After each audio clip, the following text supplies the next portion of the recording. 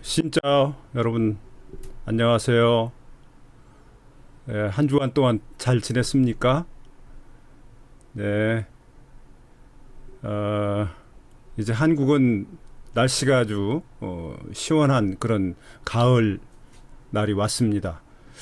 어제 소식을 들어보니까 베트남에는 지금 태풍이 불고 있다고 하던데요. 다낭은 아주 큰 바람이 불고 있던데 호찌민 씨는 괜찮은지 모르겠네요. 자, 우리 이제 또 수업을 계속 하겠습니다.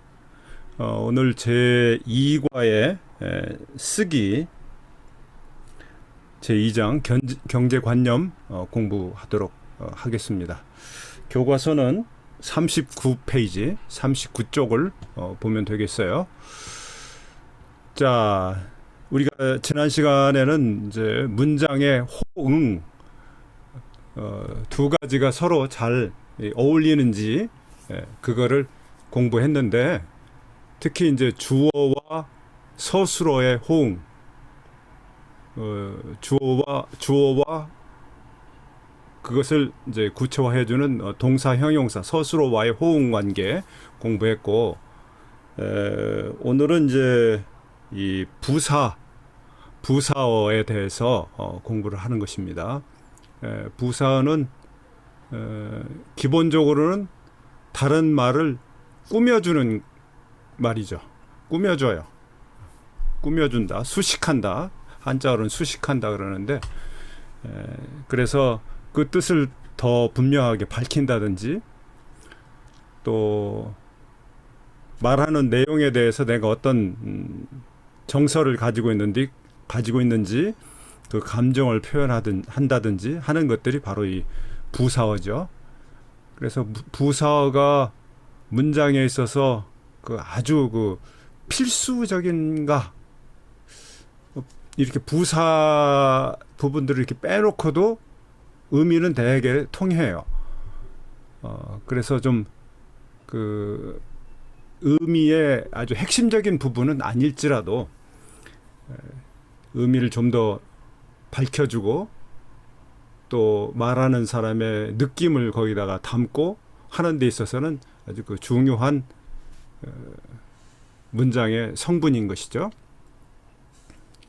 그런데 이제 또 한국어에는 이 부사어들이, 형용사 부사들이 좀 많이 발달해 있어가지고 여러분들이 이제 한국어를 배우실 때 이 부사가 정확히 어떤 의미가 있는지, 또 어떤 정서와 어떤 감정과 이게 관계가 되는지, 이런 것들을 좀 같이 익혀야 한다고 할 수 있겠어요.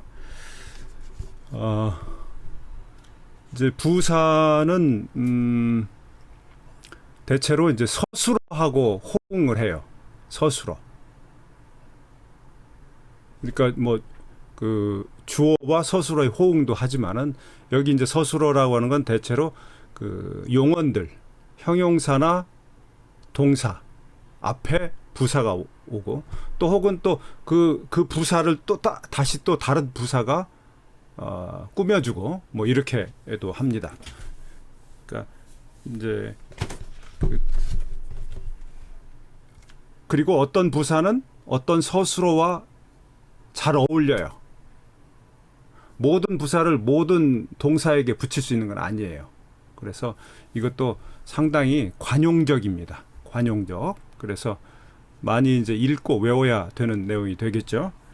자, 오늘 이제 그 예문을 보면서 한번 검토를 해볼게요.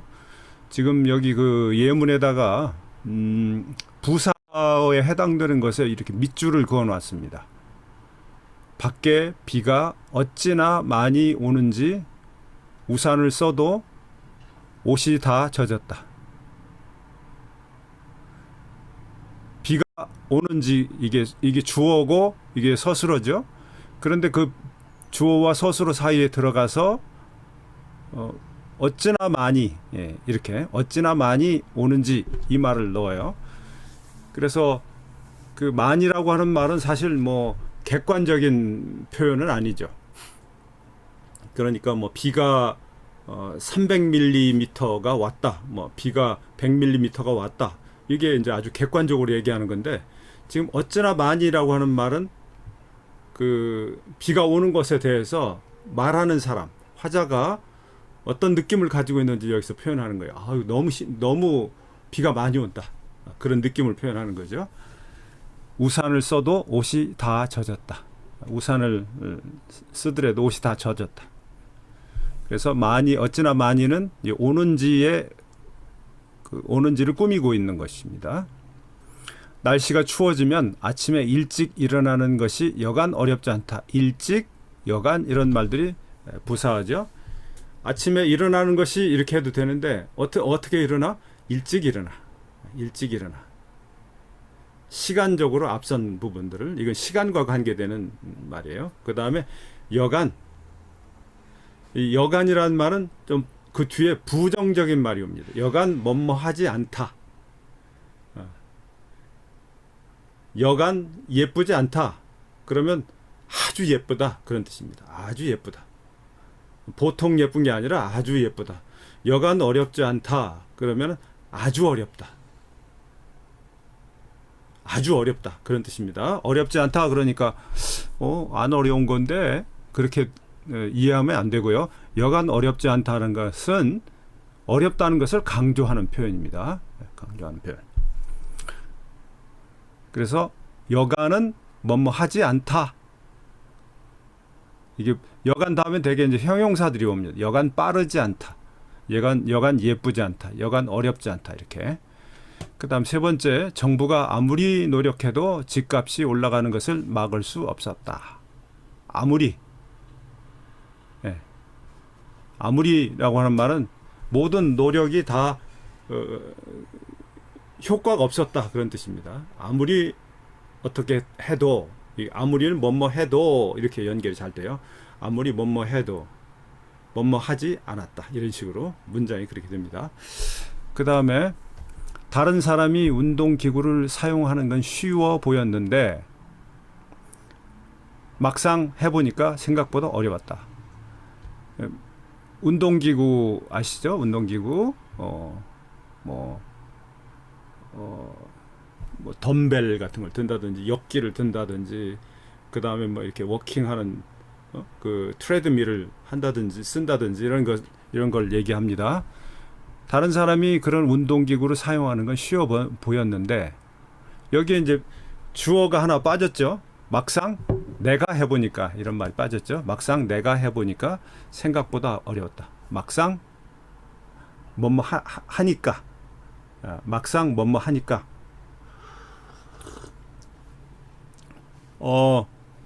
여러분들이 이제 호치민에서 교실에서 김병선 교수를 처음 보게 되었어요.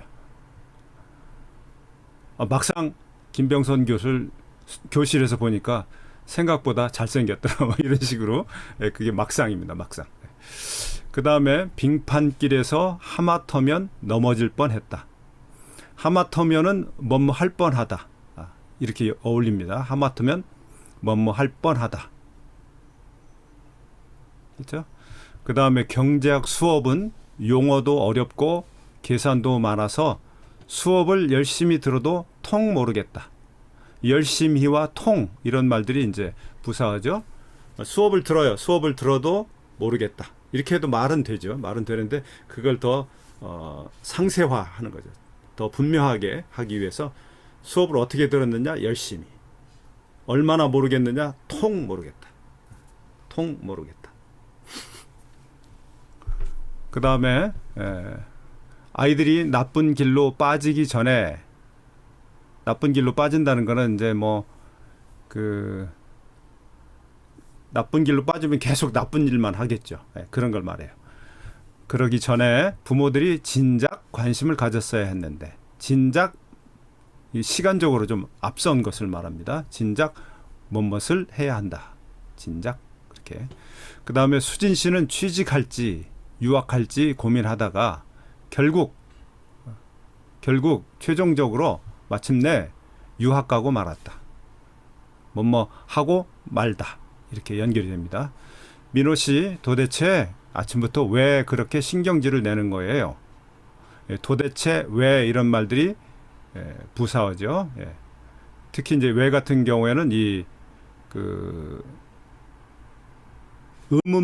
의문문에 사용이 되죠. 왜 그렇게 왜 신경질을 내는 거예요? 이렇게 물어보는 거죠. 이렇게 추운데 설마 바닷가에서 수영하는 사람이 있을까? 이제 대부분 그렇지 않을 것이다. 이런 생각을 가지고 하는 부사어입니다. 이렇게 추운데 설마 바닷가에서 수영하는 사람이 있을까? 예. 그게 의문스럽다. 그런 식으로. 이런 문장은 이제 늘 입에 소리로 기억을 자꾸 해놓으면 적절하게 이제 이 부사를 잘 쓰면은 여러분이 한국어 문장을 쓸 때 좀 고급 문장을 쓸 수가 있겠죠. 물론 이제 학문적인 글에서는 그러니까 여러분이 뭐 대학원에 가서 리포트를 낸다거나 또 학위 논문을 쓴다거나 할 때에는 학문적인 글이죠. 또 객관적인 글이죠. 그러니까 부사를 많이 안 쓸 수도 있어요.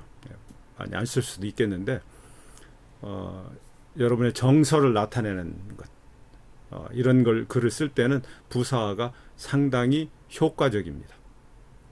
그러니까 좀 뭐 문학적인 글을 쓴다든지 또 다른 사람들을 뭐 이렇게 설득하는 글을 쓴다든지 할 때 이 부사를 적절하게 쓰는 거 중요하다.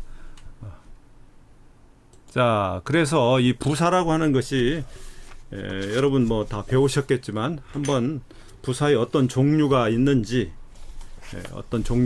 한번 점검을 해보고 계속 공부를 해나가도록 할게요. 자, 부사의 종류에는 성분부사와 문장부사가 있어요. 문장부사는 그 부사가 문장 전체를 꾸밀 때 그 부사를 문장부사라고 하고, 성분부사는 일정 부분, 문장 전체가 아니라 그 어떤 부분만 얘기할 때 성분부사라고 얘기를 합니다. 그래서 문장부사부터 보면은 양태부사와 좀 어려운 말입니다. 접속부사 이런 말이 이런 종류가 있는데, 접속부사는 문장과 문장 사이를 이어주는 부사. 나는 아침에 일찍 일어났다. 그러나 학교에 지각했다. 이렇게 그러나 이렇게 이런 식으로 연결한 그 두 개 문장을 연결하죠. 연결하지만 이런 경우에는 이제 역접이라고 얘기해요. 역접. 반대 이야기를 할 때. 또 뭐 그런데 그리고 하지만 곧 즉 및 또는 요컨대 다만 오직 뭐 이런 것들이 접속부사에 해당을 합니다.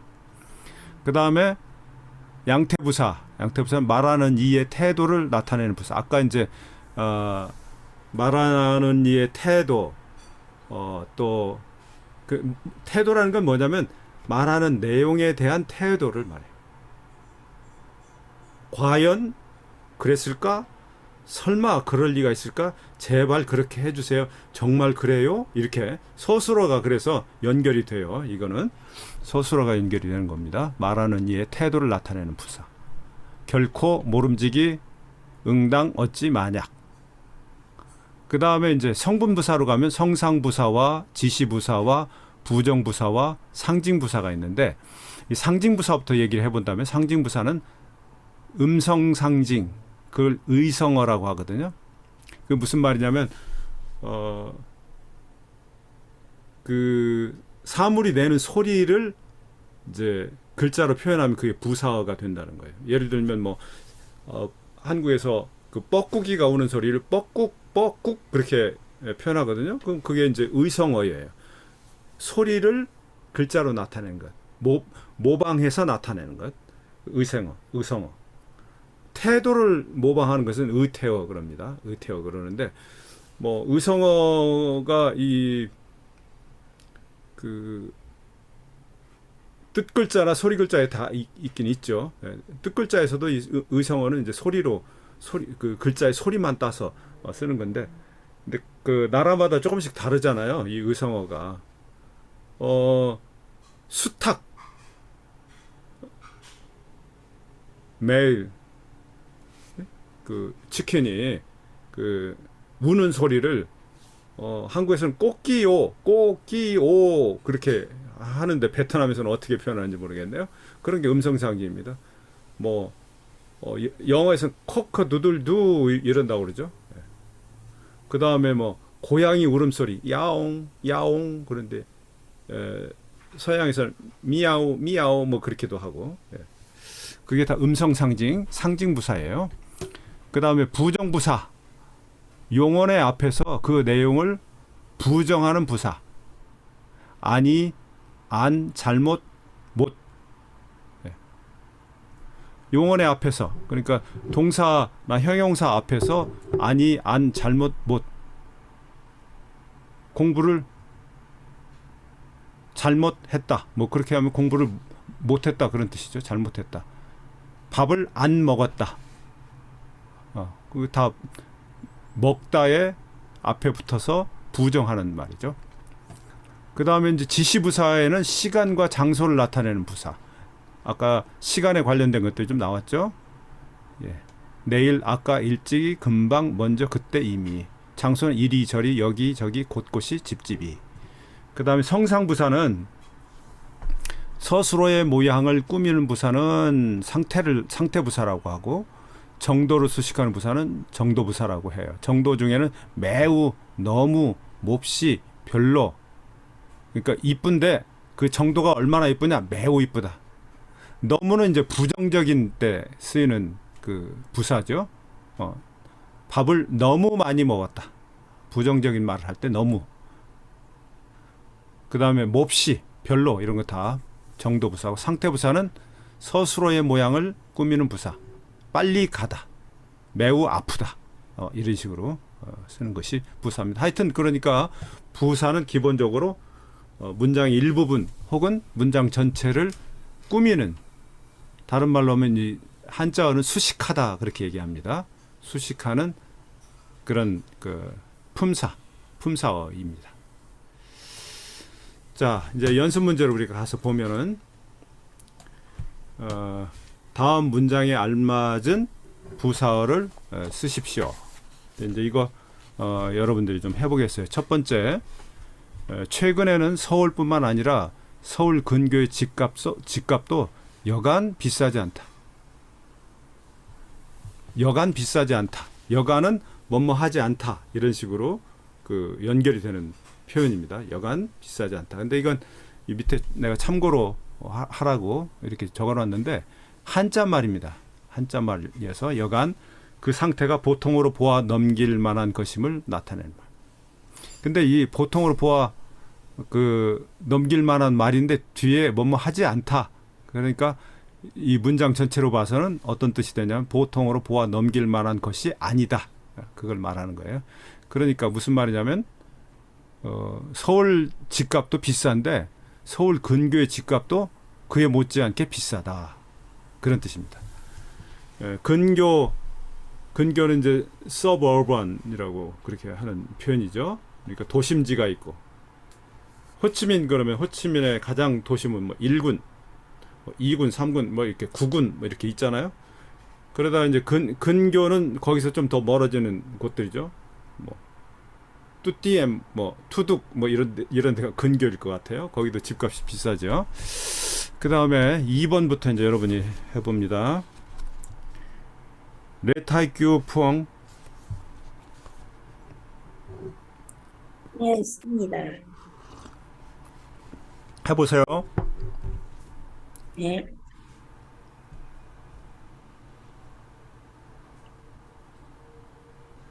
그, 취업하고 나서 취업 준비를 하니 직장을 구하기가 쉽지 않아. 진작 취업 준비를 했어야 했는데, 예, 진작. 네. 앞에서도 나온 부사지요. 좀 더 일찍이 주로 기대나 생각대로 잘 되지 않은 지나간 사실에 대하여 뉘우침이나 원망의 뜻을 나타내는 문장에 쓴다. 그래서 진작 무엇을 할 걸. 이렇게 과거의 행동에 대해서 안타깝게 스스로 뉘우치는 거예요. 진작. 그러니까 진작 공부를 좀 해놓지. 이제 시험 기간이 돼서 시험 준비를 하려는데 시간이 부족해요. 그러면 진작 조금 해놓지. 진작 시험 준비를 좀 하지. 예, 이렇게 그런 걸 얘기를 하는 거죠. 예. 그 다음에 더 응억 후엔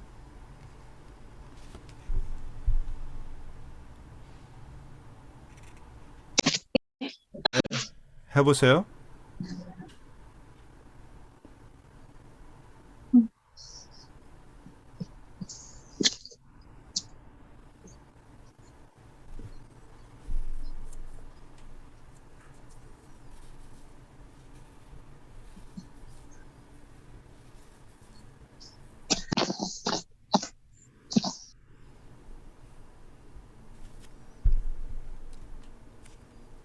후엔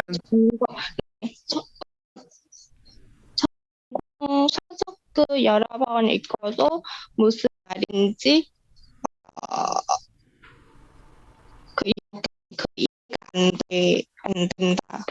여간? 어, 뭐 여간이란 말이 뭐 그렇게 아주 틀렸다고 보긴 힘들어도 그렇게 뭐 틀렸다고 보긴 힘들어도 여기는 적절하지는 않고 무슨 말인지 앞에서 우리가 나왔던 단어죠. 그 도무지 전혀 이런 말들이 여기 쓰일 수 있어요. 아무리 해도 이해가 안 된다. 그러면 통 이해가 안 된다. 도무지 이해가 안 된다. 이게 같은 말입니다. 예. 아주 이해가 안 된다. 여러 번 읽었는데 그래도 이해가 안 돼. 전혀 이해가 안 돼. 통 이해가 안 돼. 다 같이 쓰일 수 있는 말입니다. 그 다음에 쫑 호와이트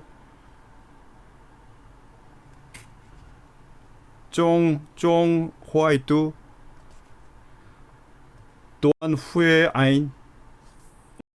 예.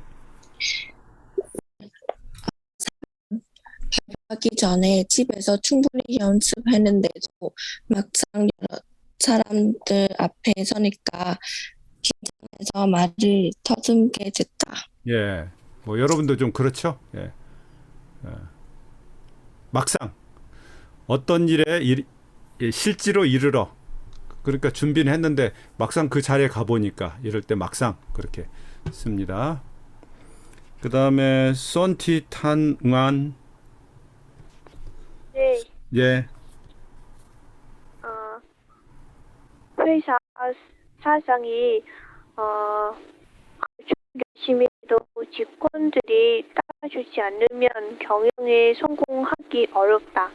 예, 아주 열심히 해도 그 말도 말은 되기는 해요.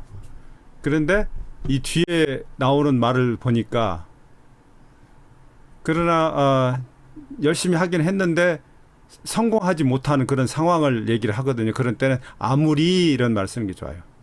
아무리 회사 사장이 아무리 열심히 해도 직원들이 따라주지 않으면 경영에 성공하기 어렵다. 아무리 정도가 매우 심함을 나타내는 말. 비록 그렇다 하더라도 회사 사장이 열심히 한다고 하더라도 그런 뜻입니다. 그럴 때는 아무리 그렇게 하는 게 좋아요. 아무리. 그 다음에 6번 황투엣 아인. 네, 도대체 아침부터 왜 이렇게 시끄러운 가지요? 예. 도대체 이 문장 전체와 관련되는 그런 부사어죠. 다른 말은 그만두고 요점만 말하자면 유감스럽게도 전혀 알지 못하거나 궁금하여 묻는 것인데 이런 뜻을 가지고 있어요. 근데 여기서는 아마 그 세 번째 의미에 좀 가깝다고 생각이 들어요. 예. 도대체 왜 이렇게 시끄러워? 그렇게 하는 거죠. 도대체. 예. 세 번째 의미가. 그리고 이제 도대체란 말은 한자어입니다. 한자어. 도대체. 아침부터 왜 이렇게 시끄러운 거죠? 그 이유를 물어보는 거죠. 그리고 또 한편으로는 이 시끄러운 거에 대해서 내가 불편하다. 그런 정서를 여기에 표현하고 있는 겁니다. 그 다음에 루엉탄닷. 네, 예. 아, 7번 흥영 씨한테 비밀을 꼭 지키겠다고 약속했는데 하마터면 친구들한테 얘기 한 번 했다. 예, 뭐뭐 할 뻔했다 하는 말은 하마터면 이렇게 연결이 됩니다. 예, 하마터면 뭐뭐 할 뻔했다. 그렇게. 그 다음에 팜티 이엔 코아. 네. 신랑이 신부를 어찌나 좋아하는지 당신의 신부를 보면서 고쳐보뇨. 예, 이 좋아하는 것의 정도를 강조하는 말이에요. 어찌나 좋아하는지. 예. 그 좋아하는 걸 어떻게 하냐면 신랑의 얼굴이 웃음이 떠나질 않아. 계속 결혼식 하면서 신부를 보면서 막 계속 웃어요. 그러면 누구라도 그렇게 이해를 하겠죠? 아, 신랑이 신부를 아주 좋아하는구나. 어찌나, 얼마나, 뭐 이거 다 통할 수 있는 말입니다. 오케이, 잘 됐고요. 그 다음에 이제 그 용언의 이제 어미들을 가지고 어미의 의미가 서로 혼동되기 쉬운 것들이 있는데 그 차이를 알아본다 하는 것입니다. 자, 그 다음 페이지로 넘어가죠. 40쪽에 그 내용이 나옵니다. 다음은 문장을 연결한 말 중 혼동하기 쉬운 것들입니다. 어떤 차이가 있는지 알아보십시오. 그랬어요. 어떤 차이가 있는지. 이 고와 어서 아서, 고와 어서 아서. 이제 이걸 한번 기본적인 그 뜻을 우리가 사전에서 한번 보고 한번 그 이해를 더 해보도록 하죠. 자, 여기 사전에 그 표준국어 대사전에 풀이에요. 여러분 컴퓨터에도 이게 잘 나오나요?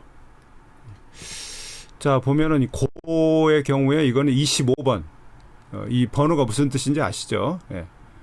그다음에 어서의 경우에는 3번입니다. 참고인은 고서. 뭐뭐 하고서 뭐뭐 하고. 그래서 여기 25번 낱말 이 어미를 의미가 25번에 해당되는 것이면은 뭐뭐 하고서라는 말로 바꾸어 놔도 돼요. 되게 바꾸어 놔도 되고, 어서와 아서는 그 문장의 환경이 다를 때 교체돼서 쓸 수 있는 표현이죠. 예. 양성모음, 음성모음. 어서는 음성모음, 아서는 양성모음. 자, 먼저 고부터 보면 어미인데요. 어떤 뜻들이 있냐 그러면 세 가지 이렇게 뜻이 있네요. 여기 이거는 괄호 속에 있는 거는 이제 환경이고, 두 가지 이상의 사실을 대등하게 버려놓는 연결어미. 대등하게. 그러니까 오는 정과 가는 정을 합해서 오고 가는 정, 그렇게 얘기를 하는데, 오는 거나 가는 거나 대등하거든요. 대등하다. 이렇게 하나가 기울어지질 않아요. 대등해. 오는 거 가는 거 뭐 서로 그 대등하죠. 높고 낮다. 그것도 다 대등합니다. 여름에는 비가 내리고 겨울에는 눈이 내린다. 여름에 비가 내리는 것과 겨울에 눈이 내리는 것 뭐 대등합니다. 종속적이질 않아요. 그래서 그런 때는 다 고로 연결한다는 것이고. 그 다음에 앞, 뒤 절에 두 사실 간에 계기적인 관계가 있음을 나타낸 연결함이. 계기적이다 하는 말은 일이 서로 연결되어 간다는 거죠. 일이 서로 앞에 일이 있은 다음에 이제 뒤에 일을 하게 된다. 뭐 그런 걸 뜻해요. 오빠는 나에게 얼른 눈짓을 하고 나가버렸다. 여기 이제 하고는 이렇게 할 수도 있어요. 하고 나가버렸다. 눈짓을 하고 나갔다. 예. 이게 눈짓을 하는 것이 먼저 일어난 일이고 그 다음에 나가는 것이 그 다음 일어난. 이게 계기적이다는 거죠. 동생은 여행을 다녀오고 사람이 달라졌다. 더 이걸 또 분명하게 하자면 여행을 다녀오고부터 사람이 달라졌다. 여행을 다녀온 일이 먼저 있었고 사람이 달라진 일이 그 다음에 오는 거예요.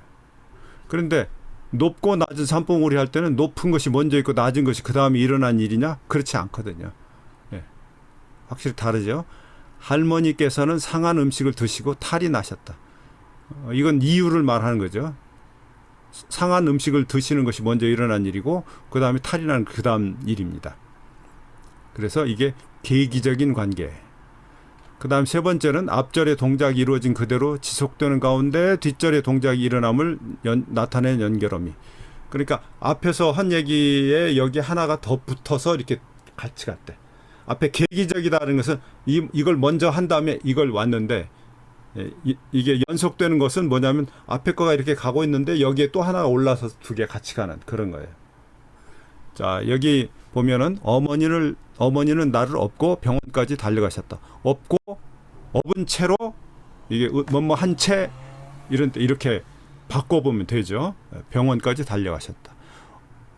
언니는 오늘 새 옷을 입고 출근했다. 새 옷을 입은 채 출근했다. 만약에 이게 2번 계기적인 관계라고 하면 어떻게 되냐면 새 옷을 입고 다시 벗고 다른 옷을 입고 출근했다. 이렇게 되는 거예요. 근데 이것은 그런 의미가 아니죠. 선생님께서는 내 손을 쥐시고 말씀하셨다. 내 손을 쥔 상태로 그런 뜻입니다. 이렇게 고에는 이렇게 크게 세 가지 어떤 다의어가 있는 것이고요. 어서의 경우에는 아서의 경우에는 시간적 선후 관계를 나타내는 어미. 어머니는 솥을 씻어서 쌀을 안 쳤다. 먼저 솥을 씻고 그 다음 쌀을 안 치는 거죠. 안 친다 하는 것은 뭐냐면 솥에다 밥을 하죠. 솥에다 밥을 할 때 어떻게 합니까? 먼저 쌀을 씻죠. 깨끗하게 씻고 뭐 거기 있는 돌이나 누이 같은 걸 다 골라내고요. 그 다음에 솥에다 쌀을 넣어요. 씻은 쌀을 넣고 그 다음에 거기에 물을 붓죠.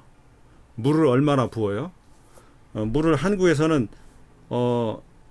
이렇게 솥에다 손을 이렇게 쌀 위에다 이렇게 넣어봐 가지고 손등에 올라올 정도로 그렇게 넣는다고 이렇게 했어요. 뭐 지금은 뭐 밥솥에 몇 인분이 정확하게 이렇게 표시가 돼 있어서 그렇게 하면 되긴 되지만 그게 이제 쌀을 안 치는 거예요. 안 치다. 시간적인 선후 관계죠. 인부들이 짐을 덜어서 다른 차에 실었다. 짐을 덜어가지고 다른 차에 실었다. 이게 순서죠. 그 다음에 이유나 근거를 나타내는 연결어미. 강이 깊어서 아이가 건너기는 어렵다. 아이가 건너기 어려운 이유는 뭐냐? 강이 깊다는 거죠. 그래서 강이 깊어서 아이가 강을 건너가기 어렵다. 그는 워낙 성실한 사람이어서 뭘 해도 성공할 것이다. 성공할 수 있는 이유는 성실하기 때문이다. 그런 뜻입니다. 하도 전화를 걸어서 이제는 내 목소리를 알아듣는다. 그러니까 뭐 어디 음식점에 전화를 해서 주문을 해요. 주문하면 저쪽에서 거기 어디신데요? 그러면 뭐 어디 무슨 모나찌 아파트 몇 동 몇 호입니다. 이렇게 대답을 한다든지 하지 않겠어요? 그런데 내가 전화만 하면 저 속에서 모나찌 아파트 사시는 분이군요. 이렇게 알아본다는 거죠. 왜? 내가 하도 자주 하니까. 음식 주문을 하도 자주 하니까. 그럴 때 그걸 하도 자주 전화를 걸어서 그런 뜻입니다. 이게. 그 다음에 수단이나 방법을 나타내는 연결어미. 그는 걸어서 학교에 다닌다. 학교에 다니는데 걸어서 다닌다. 걷는 것이 방법이죠. 짐을 양손에 나누어서 들었다. 짐을 드는 방법을 얘기를 하는 거죠. 자, 이게 이제 고와 어서의 사전적인 풀이입니다. 자, 먼저 행위의 순차적인 연결을 나타내는 표현에 있어서 먼저 고를 보면 오후에 점심을 먹고 은행에 갈 계획이다. 여기 대등이라고 했는데 이 대등이 아니라 계기 같아요. 그러니까 점심을 먹은 일이 먼저 있고 그 다음에 은행에 갈 것이다. 그 다음에 뭐 이걸 대등이라고 해도 뭐 크게 상관은 없겠는데 하여튼 순서를 좀 나타낸 것 같아요. 이 얘기. 먼저 점심을 먹고 그 다음에 은행에 갈 계획이다. 이렇게 구체적으로 더 밝혀서 얘기한다면 그런 내용이 되겠죠. 그 다음에 손을 씻고 요리를 시작한다. 이건 꼭 그래야죠. 손을 씻고 요리를 시작을 해야죠. 이게 계기. 그 다음에 출퇴근 시간에 버스를 타고 다닌다. 버스를 탄 채 다니는 거니까 지속. 그렇죠? 예. 그 다음에 아서인데요. 선물을 살 돈이 없어서 다른 사람한테 빌려 샀다. 이유나 근거를 얘기하는 거죠. 주머니에 있는 열쇠를 꺼내서 문을 열었다. 선후관계. 예. 그 다음에 똑바로 앉아서 공부해라. 공부하는 태도를 똑바로 앉아서, 앉은 채로, 뭐 그런 뜻이 되죠. 예. 그 다음에 이제 뭐뭐 하다 보면 이제 이거는 이제 여기 참고에다 적어놨는데 뭐뭐 하다가 보면 이렇게 바꿔서 해도 말이 돼요. 큰 길로 쭉 가다 보니 은행이 나왔다. 이제 이거는 그 밑에 거 큰 길로 쭉 가다 보면 은행이 나와요. 이제 아래 것은 다른 사람한테 그 은행의 위치를 알려줄 때 쓰는 표현이겠죠. 여기 은행이 어디에 있어요? 그러면 이쪽 큰 길로 쭉 가다 보면 은행이 나와요. 그런데 이제 위에 것은 뭐 말하는 사람의 경험을 얘기하는 거겠죠. 내가 은행을 호치민에 도착해서 은행을 찾는데 이쪽 큰 길로 쭉 가다 보니까 은행이 나왔어요. 그렇게 자기 경험을 얘기를 하는 거예요. 한국에서 5년 이상 살다 보니 한국 사람이 다 됐어요. 이것도 이제 자기 경험을 얘기하는 거죠. 자기 경험을. 여러분 이제 한국에 와서 살았어요. 5년 살았어요. 그러다 보니 이제 뭐 한국 사람이 다 됐어요. 한국식으로 말도 하고 한국의 생활 문화도 잘 이해를 하고 문제가 없이 됐어요. 그래서 한국 사람이 다 됐어요. 여러분의 경험을 얘기하거나 혹은 또 다른 사람이 그렇게 한국 사람이 다 됐다고 할 만한 그런 상태가 됐다. 그걸 또 얘기할 수도 있겠죠. 그 다음에 이제 한국에서 장기간 살다 보면 한국 사람처럼 될 거예요. 이건 다른 사람한테 하는 말이죠. 당신이 한국에서 장기간 살다 보면 한국 사람처럼 될 거예요. 예. 그런 걸 얘기합니다. 자, 이렇게 하고, 자, 이제 이거를 가지고, 문장에 한번 적용을 해서 연습을 해보는 겁니다. 다음 문장에서 밑줄 친 부분이 맞는지 알아보고, 어색한 부분을 자연스럽게 고쳐보십시오. 그랬어요. 자, 첫 번째, 대중교통을 타서 다니는 것이 훨씬 경제적이에요. 그래서 그거는 타서 다니는 건 이건 적절치 않아요. 탄 채로 다니는 것. 꼭 여기 이렇게 탄 채로란 말이 맞진 않지만 타고 다니는 것. 네, 이렇게 말하는 것이 좋죠. 훨씬 경제적이에요. 이거는 이제 어떤 거하고 이렇게 대비해서 얘기하냐면 택시 같은 것은 대중교통일까? 그렇게 대중적이지는 않죠. 대중적이진 않아요. 아주 퍼블릭하진 않아요. 좀 돈이 들어요. 근데 대중교통은 교통비가 싸죠. 기본적으로. 싸니까 훨씬 경제적이다. 그렇게 얘기하는 거죠. 그 다음에 두 번째를 워팅 응옥 린. 네, 해보세요. 수돗물을 그냥 먹는 것보다는 물을 끓여서 먹는 게 건강에 좋지 않겠어요? 끓여서 좋아요. 끓여서 먹는 게 건강에 좋지 않겠어요. 그 다음에 마이 홍농. 네. 예. 3번. 다림질은 바닥에 앉아서 해요? 서서 해요? 예. 그 니을 받침을 잘 못했어요. 다림질을 해야 돼요. 다시 읽어보세요. 다림질을 오케이. 바닥에 앉아서 해요? 서서 해요? 예. 이런 때는 앉아서 해요, 서서 해요. 잘했어요. 잘했는데 두 개의 물음을 이게 상반되는 물음이잖아요. 그러면 이렇게 하는 게 좋아요. 앉아서 해요, 서서 해요. 앉아서 해요, 서서 해요. 해보세요. 네. 앉아서 해요? 서서 해요? 그렇죠. 앉아서 해요, 서서 해요. 그럼 둘 중에 하나 어떤 거예요? 이렇게 물어볼 때는 억양을 그렇게 하는 게 좋습니다. 그 다음에 레 응웬지엠 퀸. 네, 선생님. 네. 4번. 나는 아침에 일어나서 화장실부터 간다. 예. 뭐 나는 아침에 일어나고 화장실부터 간다. 뭐 그렇게 틀린 것은 아닌데 여기 문제에 보면 뭐 틀린 부분 이렇게 하지 않고 뭐라고 했냐면 어색한 부분, 자연스럽게 그런 표현이 있죠.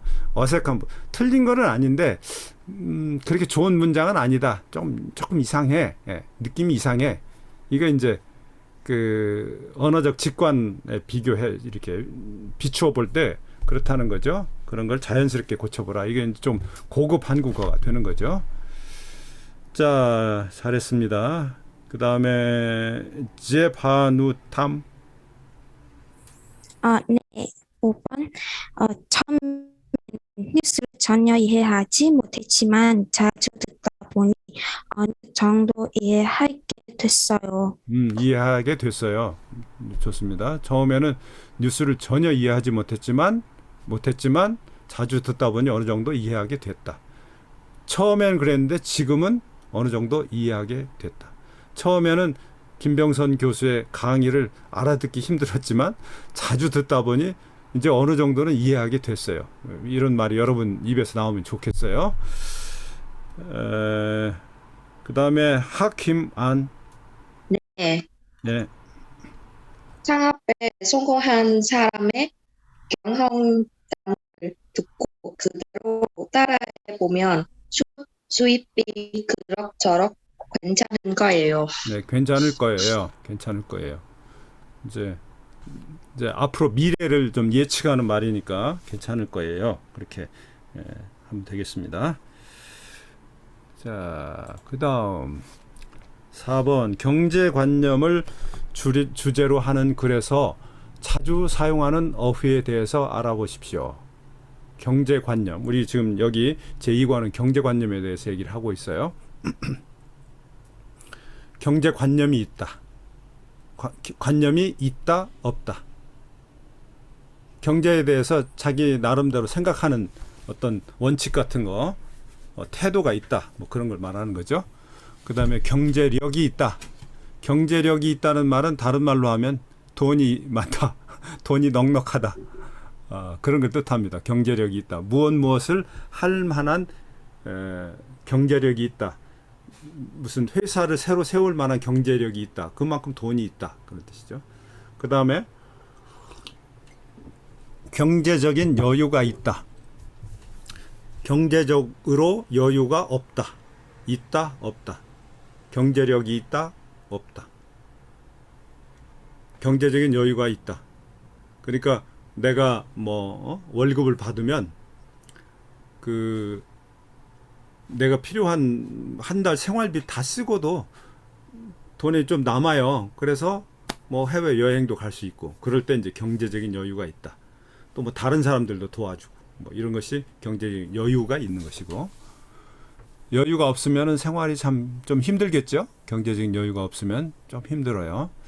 그 다음에 생활이 넉넉하다. 이 넉넉하다는 말은 원래 그렇게 뭐 경제관념을 나타내는 표현이 아니고 가장 이제 많이 쓰는 것이 이제 신발이나 의복 같은 거예요. 아마 여러분 어렸을 때 부모님이 옷을 사줄 때요. 어떤 옷을 사주냐, 이쁜 옷을 사주겠지만 크기는 조금 그 상태보다 조금 큰 걸 사줄 거예요. 크기가 사이즈가 S냐 M이냐 뭐 L이냐 그러잖아요. S가 딱 맞는데 M을 사줬을 거예요. 여러분이 어렸을 때 예를 들자면 왜 그럴까요? 금방 자라니까 조금 큰 걸 사줘요. 그 조금 큰 것이 이제 그것을 형용사적으로 표현할 때 넉넉하다 그렇게 얘기해요. 신발 살 때는 어떻게 삽니까? 아이들 신발 사줄 때도 마찬가지. 신발 사줄 때는 조금 넉넉한 것을 사줘요. 그래야 이제 발이 또 크니까. 넉넉하다. 그래서 생활도 넉넉하다 그러면 뭐 같은 말입니다. 경제적인 여유가 있다 그런 뜻이죠. 경제적인 여유가 있다. 그 다음에 이제 수입 지출 반대말이죠. 저금 저축 비슷한 말이죠. 저금하거나 저축하거나 이익 이윤 이자 비슷한 말인데 좀 다 다르죠. 이익은 투자에 대해서 얻는 소득을 이익이라고 하고 그러니까 경제 활동을 해서 얻는 소득을 이익이라고 하죠. 그 다음에 이윤 이자는 비슷한 말입니다. 저금한 거에 대해서 남는 것 혹은 돈을 빌려주고 남는 것 그게 이윤이고 이 재테크란 말은 한국에서 이제 쓰이기 시작한 지 오래되지 않은 말입니다. 재테크 요 밑에 연습사 여기에다가 재테크란 말이 원래 이런 말이에요. 한자어 재와 테크놀로지의 테크를 합친 말입니다. 그러니까 그 에스테이트 이 재산을 어떻게 잘 활용하느냐 거기에 어떤 기술 그런 뜻입니다. 그러니까 이거를 무슨 가상화폐에다가 돈을 투자를 할 것이냐 아니면 이걸 땅을 살 것이냐 이거를 그냥 저금만 할 것이냐 아니면 그냥 현금으로 가지고 있을 것이냐 나름대로 이제 이걸 가지고 이익을 많이 내려고 하는 어떤 방법들이 있을 거예요. 그걸 재테크라고 하죠. 재테크. 그래서 옛날에는 그냥 월급만 가지고 살았는데 요즘 한국 젊은이들도 보면 이 재테크에 신경을 많이 쓰고 있죠. 그 재테크의 한 방법이 이 투자를 할 때 일반적으로 이제 돈을 거기다가 넣는 것을 말하죠. 그 다음에 증권 투자는 증권에다가 돈을 넣는 것, 증권을 사두는 것 그런 뜻입니다. 그 다음에 돈을 벌다, 돈을 쓰다, 벌다, 쓰다, 낭비하다, 전략하다 이게 서로 다 반대말이죠. 낭비하다, 전략하다. 아끼다는 전략하다와 같은 뜻이 되겠고 씀씀이가 크다. 여러분 친구나 또 아는 사람 중에 주변 사람들한테 밥을 사준다든지 무슨 당구를 친다든지 했을 때 이 사람은 잘 베풀어요. 잘 베풀면서 밥을 사줄 때도 그냥 쌀국수 하나만 사주는 게 아니라 더 맛있는 걸 더 사줘. 많이 사줘. 씀씀이가 크다 그래. 씀씀이 돈을 쓰는 태도를 말합니다. 그 다음에 알뜰하다는 것은 전략하다하고 좀 비슷한 말이 되겠죠. 알뜰하다. 소비를 아주 알뜰하게 하다. 살림을 알뜰하게 하다. 부유하다는 넉넉하다는 것입니다. 생활이 넉넉한 거예요. 부유. 돈이 많아서 넉넉하다. 부유하다. 부자가 되다. 사치하다. 사치하다. 낭비하다. 사치하다. 근데 낭비하는데 또 자기를 돈을 들여서 꾸미는 일에만 이제 관심이 많은 사람들 사치한 사람이라고 얘기를 하겠죠. 그 다음에 충동 구매, 계획 구매가 있죠. 여러분이 이제 슈퍼마켓에 갈 때 무엇을 사겠다. 이달에 무엇을 사서 한 주일 동안 쓰는 걸 사겠다. 계란을 사겠다. 계란은 10개만 사겠다. 그 다음에 우유를 2병을 사겠다. 이렇게 미리 계획을 하고 가요. 그렇게 해서 돈을 쓰는 것을 계획적인 소비라고 하는데 슈퍼에 가보니까 다른 게 또 사고 싶은 게 많이 생겼어. 갑자기 물건을 보니까 이제 그런 때 이제 한국에서 사용하는 사자성어가 있는데 견물생심 그런 말이죠. 내가 채팅창에 적어줄게요. 견물생심. 견물생심이란 말이 있어요. 물건을 보니까 가지고 싶은 생각이 드는 거예요.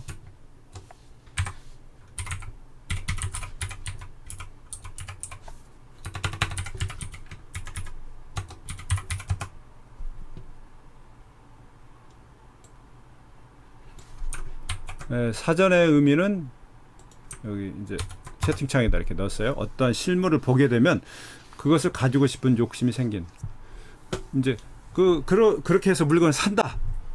견물생심은 누구라도 다 가지고 있는 가질 수 있는 마음이죠. 견물생심이라는 건 누구라도 가질 수 있는 마음인데 그걸 이제 실제로 물건 사는 일까지 가게 되면 그것이 충동구매. 그렇죠?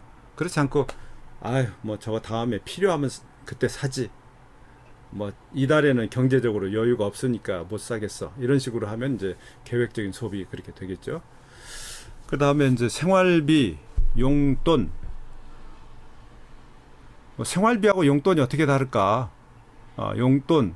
그러면 이제 뭐 그 기본적으로 한 달에 필요한 돈이 있겠죠. 뭐 월세를 낸다든지 교통비를 낸다든지 그다음에 음식을 해 먹을 때 쓰는 식량을 살 때 쓰는 돈이 든다든지 뭐 전기세라든지 이건 생활비겠지만 용돈 같으면은 조금 여유롭게 사용하는 돈 뭐 예를 들면 뭐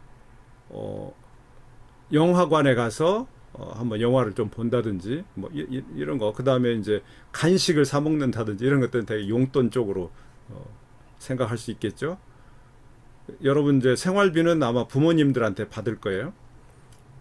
용돈은 집안 친척들이 주기도 하죠. 아이고 우리 아인 고생하는구나. 자, 이 돈 가지고 좀 뭐 맛있는 것도 사 먹고 그래라. 그러면서 또 친척 아저씨가 돈을 준다고요. 그런 건 되게 용돈. 월급은 이제 직업을 가진 사람이 고용주한테서 받는 매달 받는 돈이죠. 예. 그 월급을 1년분치를 모아서 계산을 해보면 그걸 연봉 그렇게 얘기해요. 저 마지막 연봉 나오죠. 연봉. 예. 이거를 한 달에 한 번씩 받으면 월급이라고 하고 일주일에 한 번씩 받으면 뭐라고 할까요? 일주일 주급. 하루에 한 번씩 받으면 1급. 한 시간에 한 번씩 받으면 시급. 근데 뭐 시급이나 1급이나 이거는 그냥 그렇게 준다는 것보다도 계산을 그렇게 하겠다 하는 뜻으로 쓰죠. 시급은 뭐 시급이 한국에서는 지금 최저 시급이 9,200 얼마가 되는데 시급 10,000원이다. 그러면 한 시간에 10,000원 정도. 그럼 하루에 8시간 일하면 8만 원을 하루에 받을 수 있겠죠. 1급으로 계산하면 8만 원. 그거 이제 주급으로 계산하면 5일 일하면 8만 원씩 5일이면 40만 원. 한 달 일하면 뭐 한 160, 70만 원 이렇게 되겠죠. 예. 그 다음에 상여금이라는 게 있죠. 상여금은 영어로 말하면 보너스. 그러니까 정기적인 급여 외에 특별히 이제 보상을 해주는 돈이에요. 그래서 그걸 이제 상여금이라고 하죠. 그래서 연말에 상여금을 큰 기업들은 연말 상여금을 뭐 많이 줘요. 월급 몇 달분씩 주기도 하고 막 그래요. 그 다음에 가계부는 집안 살림살이에 들어가는 돈을 기록하는 거예요. 그러니까 오늘 뭐 월급을 얼마 받았고 그 다음날 뭐 영화관에 가서 티켓을 얼마를 썼고 팝콘을 얼마를 먹었고 식사는 얼마를 했고 교통비는 얼마 나왔고 이렇게 돈이 들어오고 나갈 때마다 계속 적어 나가는 거예요. 자기 살림살이에 관련된 건. 근데 이제 금전출납부 그러면 그거 비슷한 건데 집에서 쓰는 돈이 아니라 뭐 회사에서 그런 내용을 적는 것이 이제 금전출납. 돈이 들어오고 나가고 물건을 얼마 팔아서 돈이 들어왔고 그다음에 직원들 월급으로 얼마를 나가고 이렇게 기록하는 것이 금전출납부. 뭐 두 개가 비슷한 겁니다. 가계부는 그거를 집안 살림살이에 소용되는 것만 적을 때 이제 가계부라고 하죠. 영수증 뭐 잘 아시죠? 예, 돈을 내면은 그 돈을 받았다는 증빙을 해주는 겁니다. 다음 단어를 사용하여 문장을 만들어 보십시오.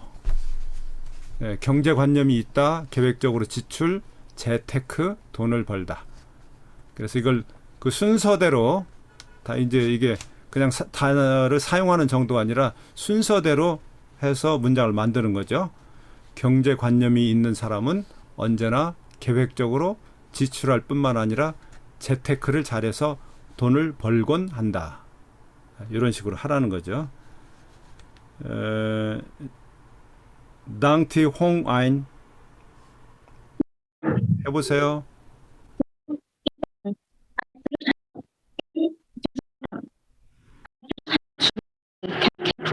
쓴다.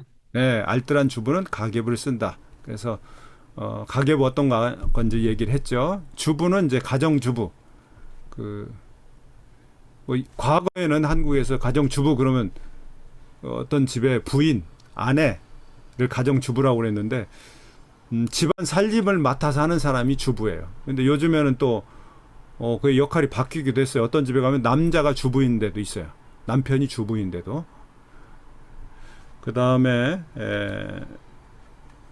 응웬티 아이쥔 됴. 네. 예.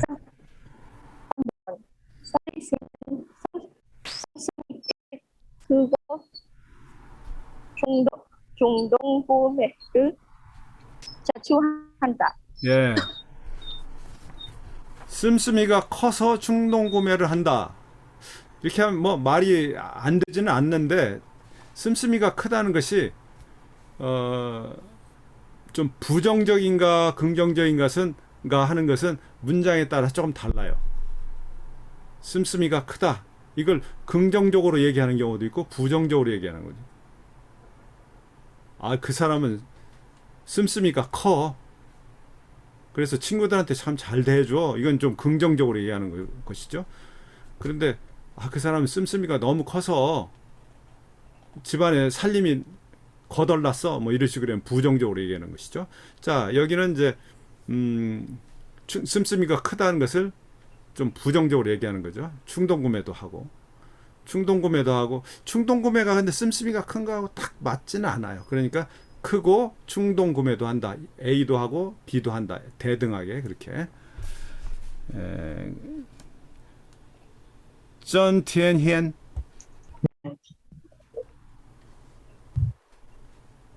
네. 4번. 경제를 전략하고 증권에 투자해야겠다. 전략하고 뭐 그래도 되고 전략해서 연결을 해야지. 전략을 해서 증권에 전략을 해서 남는 돈으로 증권에 투자를 해야겠다. 그렇죠? 그렇게 얘기하는 게 좋겠죠. 또한 응옥 이엔 네. 5번. 경제관념이 없는 사람이 지출을 계획적이지 않고 낭비하는 편이다. 경제관념이 없는 사람은 지출이 계획적이지 않고 낭비하는 편이다. 뭐 그렇죠. 예, 그렇게 하면 되겠어요. 자, 이게 이제 경제관념과 그 다음에 경제관념에 관한 그 어휘들을 이해를 하고 또 그걸로 문장을 연결해 나갈 때 어떤 어미들을 가지고 연결할 것이냐 이런 것을 지금 이번 시간에 우리가 공부했어요. 그래서 첫 시간은 일단 여기서 마치고 잠시 쉬었다가 두 번째 시간을 하도록 그렇게 하겠습니다.